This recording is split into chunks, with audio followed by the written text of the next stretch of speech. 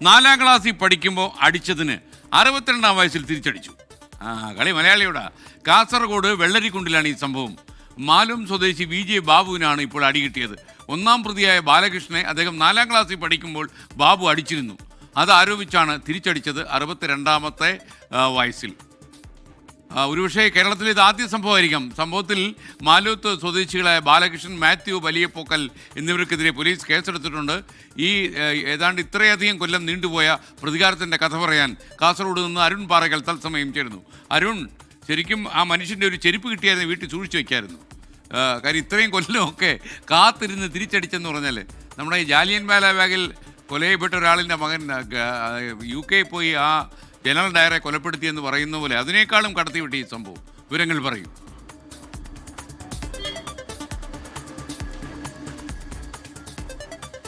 ഈ സംഭവം ഉണ്ടാകുന്നത് തിങ്കളാഴ്ചയാണ്. തിങ്കളാഴ്ച ഉച്ചയ്ക്ക് 1 മണിയോടുകൂടിയാണ് ഈ സംഭവം ഉണ്ടാകുന്നത്. മാലോം ടൗണിൽ ജനതരംഗ് ഹോട്ടലിൽ മുൻവശത്ത് വെച്ച അതായത് ബാബു വിജയെ പ്രതിയായ ബാലകൃഷ്ണനും മാത്യു വലിയപ്ലാക്കലും തമ്മിൽ ചേർന്ന് മർദ്ദിച്ചു എന്നാണ് പറയുന്നത്. ഇതിൽ ബാബുവും ബാലകൃഷ്ണനും ഒരുമിച്ച് പഠിച്ചവരാണ്. 4ാം ക്ലാസ് വരെ ഒരുമിച്ച് പഠിച്ചവരാണ്. 4ാം ക്ലാസ്സിൽ വെച്ച് ബാബു ബാലകൃഷ്ണനെ അടിച്ചു എന്നാരോപിച്ചാണ് ഇപ്പോൾ തിരിച്ചടിച്ചിരിക്കുന്നത്. അത് ബാലകൃഷ്ണനും മാത്യുവും ചേർന്നാണ് തിരിച്ചടിച്ചത്. എന്തായാലും ഈ ഒരു അടിയും തിരിച്ചടിയും ഒക്കെ മദ്യലഹരിയിലായിരുന്നു എന്നാണ് പറയുന്നത്.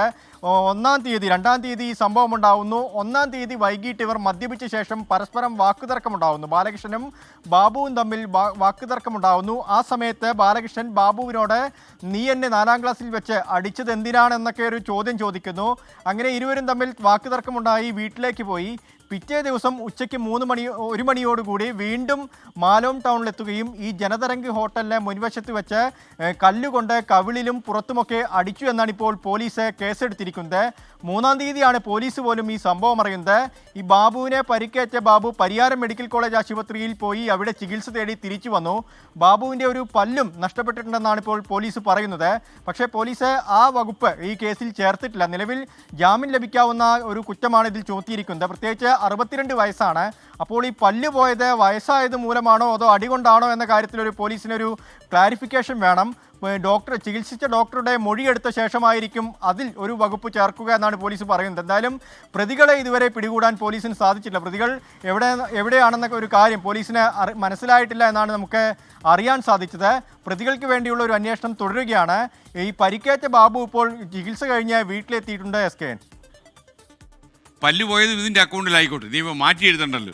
സീന മുഹമ്മദ് ചോദിക്കുന്നു, ഇത്രയും കാലം ഇതൊക്കെ ഓർമ്മകളിൽ സൂക്ഷിച്ചു വെച്ച ആ ഓർമ്മശക്തി മാസ് തന്നെ നശിച്ചു പൊന്നോ നശിച്ചു എന്നല്ല, നമിച്ചു പൊന്നോ എന്നാണ് പറയുന്നത്. ആരായാലും നമിച്ചു പോകും.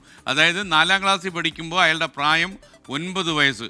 അപ്പോൾ 9ാം വയസ്സിൽ കൊണ്ട് അടിക്കുക 62ാം വയസ്സ് വരെ വെയിറ്റ് ചെയ്ത് തിരിച്ചടിച്ചു എന്ന് പറഞ്ഞാൽ ചില്ലറക്കാരനല്ല. ചേട്ടൻ നമിച്ചു. ഇനി നമുക്കൊരു ഒരു സന്തോഷത്തിൽ കാര്യം പ്രതികാരം ചെയ്യുന്നെങ്കിൽ നമുക്ക് ഇങ്ങനെ വേണം. ഇത്രയധികം എന്തിനാ നീ എന്ന് തന്നെ അടിച്ചത്, എന്നാ അടിച്ചത്, 4ാം ക്ലാസ്സിൽ പഠിക്കുമ്പോൾ അടിച്ചു എന്ന് പറയുന്ന സംഭവം അത് ഇപ്പോഴും എനിക്ക് ഒരു വല്ലാത്ത ഒരു അത്ഭുതമായിട്ടാണ് തോന്നുന്നത്. പ്രേക്ഷകർക്കും അങ്ങനെ തോന്നി കാണുമല്ലോ.